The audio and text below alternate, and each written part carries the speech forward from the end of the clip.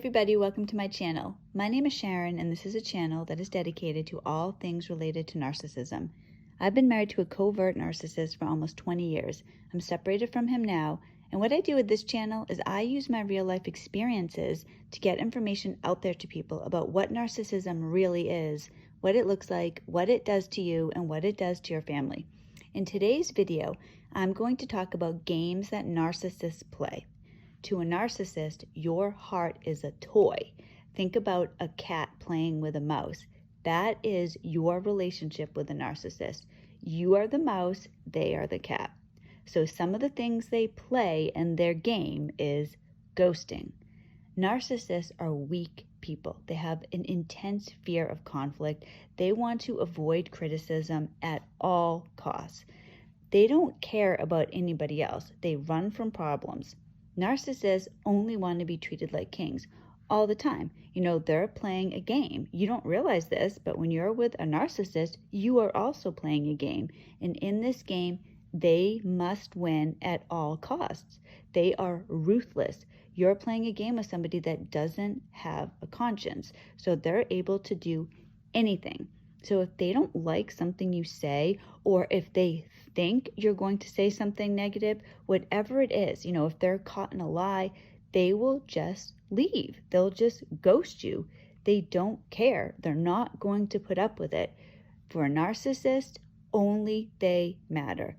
You are just a tool to them. So if they don't like something, they are out of there. Another thing is that they run hot and cold. They have unpredictable moods. Narcissists' behavior is predictable, but their moods are not, because you don't know what's happening to them outside of you. So something could go wrong in their life and they will take it out on you. They don't put anybody else first. When I first got married, it was even later in my marriage, my whole marriage, it was important to me. I put my husband first. I wanted to be a good wife. And yeah, I was in bad mood sometimes, where I'm sure I took stuff out on him, but I didn't try to. And if I did do it, I would always apologize. Oh, I'm so sorry. I was just in a bad mood and I took that out on you. I'm really sorry about that. That's the type of thing I would do. Never for a narcissist. So when I was first married, this was so confusing to me, because most of the time he would be in a good mood, but that 10% of the time when he wasn't, he would really take it out on me. He would be a complete jerk. So I would be at home with our daughter. He would come home and he would suddenly be a bear. He would be horrible. And then naturally I would say, "What's wrong? Did something happen at work?" "Nothing's wrong." A couple hours would go by and he would still be being horrible. "Are you sure nothing's wrong? Because you're not acting like yourself." "You know what? The problem is that you're bothering me right now. I told you nothing's wrong and now you're making me mad. It's your fault." That's what a narcissist does.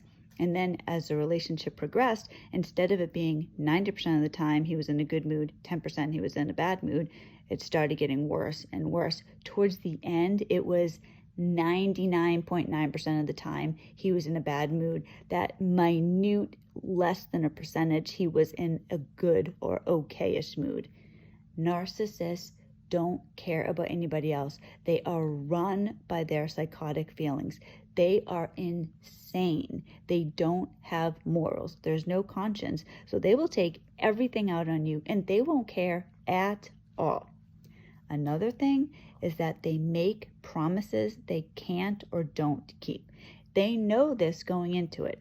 This is how a narcissist feels about you. They're telling you right then they don't care. They tell you things to shut you up. That's what you're worth to them. You're worth some meaningless words. They don't want to deal with you, so they'll tell you what you want to hear with no intention of keeping the promise. Then when you mention it to them, they're going to give you a silent treatment or yell at you, tell you you're stupid or whatever it is. That's how they feel about you. You are worth some meaningless words that mean nothing. They have no intention of keeping it. You believe them, especially initially, because you wouldn't tell somebody you're going to do something knowing you're not going to do it. A narcissist does all the time. If they're talking to you, they're probably lying. And that's the next one, lying. Narcissists have no morals, so lying is easy. It comes natural. They don't feel guilt about it. Most people feel guilty if they lie, even if you are lying because you feel like you have to. Like if somebody said to you, "Do you like my new haircut?" and you don't like it, but so you tell them that you like it, you're telling yourself that you're doing it for them. You're benefiting them. You don't want to hurt their feelings, but you still feel guilty.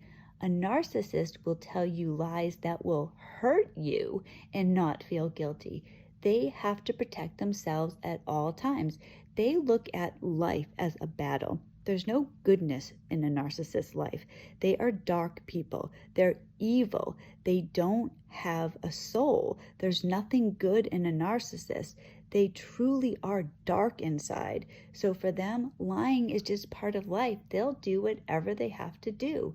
They look at life always like a worst case scenario. Like imagine if you were starving and you literally couldn't feed your family. You could justify stealing a loaf of bread.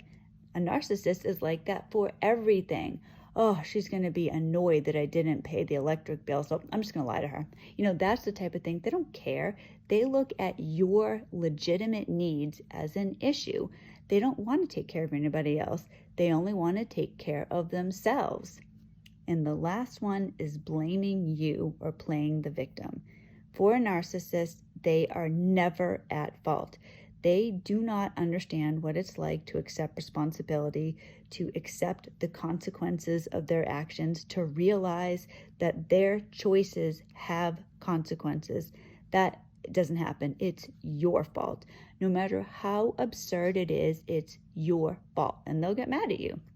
Years ago, my son hurt his head. He fell into a dresser and he needed stitches. He was 1 year old. So I called my husband at work and I was like, I went to the doctor. Our son got hurt. He's got blood gushing down his face. I have to go to the emergency room. Will you please meet me, to help me take care of our daughter because I want to be with him when he gets his stitches. And he was mad at me. Well, I'm at work. What do you think I could do? Just leave work? Yes, he could absolutely leave work. He's not a doctor. He doesn't have this like super high power job where it's just absolutely impossible for him to leave. He didn't want to leave and he got mad at me. Blamed me. Well, you're going to make me get behind at work. You can't handle this by yourself? No, I have 2 small children. I have a toddler. I have 2 toddlers and one of them needs stitches. What am I supposed to do? He didn't care. He blamed me. He did blame me. It was my fault. You're having a baby. They have to leave work for that. Oh, geez, great. Right at the end of the month. It has to be at the end of the month. This is narcissism. Initially you like a narcissist because they're even playing games at the beginning. They love bomb you. They pretend to be somebody that they think you want them to be. But soon enough, you can't help but recognize little things that don't seem right. And this is part of what you can do. What can you do? The most important thing you can do is know your worth. Understand who you are. I went into my relationship with my husband a codependent, a people pleaser. I wanted to be a good wife. I thought putting up with the ridiculousness that my husband portrayed to me, I thought that was being a good wife. It was not. Part of this is how I was raised. I was raised in a house where my father's a narcissist, my mother's codependent. This is all I knew. I was encouraged to let my husband walk all over me. I was the family doormat. I feel incredibly blessed that I am awake now, but I'm awake 20 years later.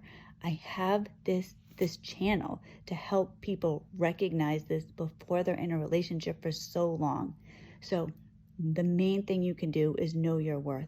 Have boundaries. Listen to your gut. When I look back, there were so many red flags. They were all over the place. I was blind, but I see them now. My life could be so different if I had an idea of my own worth, my own value, if I saw these red flags and acted on them. I know women especially, you want to get married, you want to have this wonderful family, but if you are with the wrong person, it is not worth it. You are worth so much more than a narcissist. A narcissist only cares about themselves. You can't change a narcissist, no matter how much you want to, no matter how much you believe in them, because there's nothing to believe in. What you're believing in is the pretend person that they were at the beginning of the relationship. It was never real. It is a hard lesson to learn. I really feel for anybody in this situation because we really are the true victims. But if we have a victim mentality, we're never going to get out of it. Please, please hear me when I say it is not worth it to be with somebody who mistreats you. They are not having a bad time. It's never going to get better. It's going to get worse.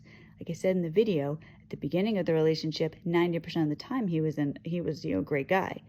At the end, he was not, and I was a good wife to him. So it's not like, well, yeah, I did this or I did that. What I did was put up with him abusing me, and he took full advantage. Thank you so much for watching this video. I hope everybody has a wonderful Thanksgiving, and I hope that you like this video. Please give it a like if you do. Please subscribe to the channel, and I will see you on Wednesday.